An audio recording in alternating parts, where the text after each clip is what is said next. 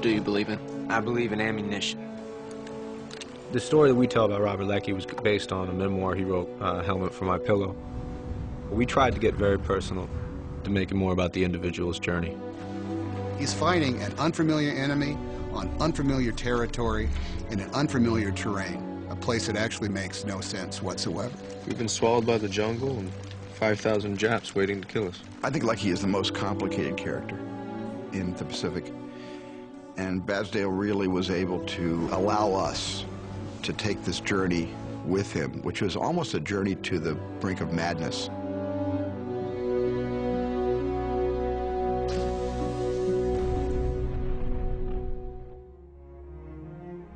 Robert Leckie is a tough nut to crack, man. He's a wild, interesting man. My father was mischievous, shall we say. I was kicked out of high school fairly regularly, and I would get on the Passaic River with my dog and smoke cigarettes and watch the oil barge traffic. Robert Leckie, out of high school, joined up the Marines, thinking that he would be able to incorporate his life into words later on. He literally wanted to take his typewriter with him. I joined the Marines. Thought I'd do my bit. I waited until I was 21, which was December 18th. We were all very green. We were the most high-hearted kids you've ever seen. He was intrigued by the Marine Corps' statement that it was the best. It was the best service, it had the toughest mission, and it was going to put its Marines eyeball to eyeball with the Japanese. When you see the Japs, kill them all! Yeah! Let's go get them! Robert Leckie and I were in the same company, which was H Company, 2nd Battalion, 1st Marines. We all called him Lucky. Nobody called him Leckie. He was lucky. I was a wild kid. I made private 4 times. I won't discuss the occasion. The last time they gave me a PFC stripe, they said, now don't lose it this time. I said, then why did you put a zipper on? You know? Robert Leckie was one of the platoon, and he was a good Marine, and particularly the night of the Battle of Tenerife. There are thousands of them. The whole damn Japanese empire.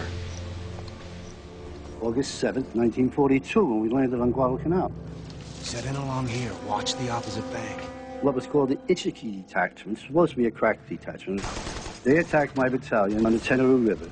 On Guadalcanal, on the first taste of real face-to-face combat, a lot of American men were very taken at the fierceness of it.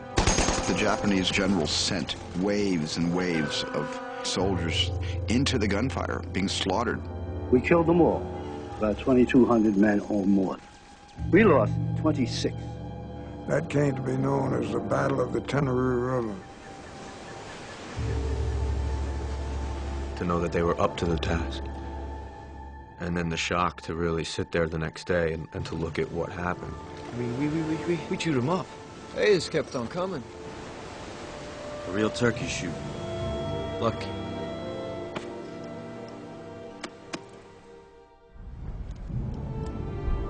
It was rough. Leckie says at one point in his book, I forgot the war. That's how bad it was. I forgot the war. My battle was with myself. My battle was with this environment. My battle was to stay sane. I heard a man talking about how he prayed for death every day. Because nothing could be as bad as being there. The enemy, for them, is the jungle, the weather, the mud, and it kills. He'd wake up every day and be, please today, let it be the day I get shot. Somebody be a good guy and just shoot me! Robert Leckie was a writer before the war. I always wanted to be a writer since I can remember. He wrote a magnificent piece of prose. It's almost like a long poem called Helmet for My Pillow, which was about his experiences. The way he writes, I think, really kind of captures his soul. He has a very restless, at times poetic, and at times very blunt soul and personality. Writing was his life. I mean, you know, he was a sports writer or a stringer for the Bergen Record when he was 16. As soon as he came back, he went right back to writing for the Bergen Record. Then he wrote for the Associated Press. By the time he was done, he had published around 40 books. He needed to know that people wanted to read what he had to say. he needed to think that what he was doing was important. I think I've made a contribution, and I'm pleased with it. The Second World War was a defining moment in his life. It was always there. My dad died of Alzheimer's in 2001, towards the end, where he had forgotten all of us. He never forgot being in the Pacific.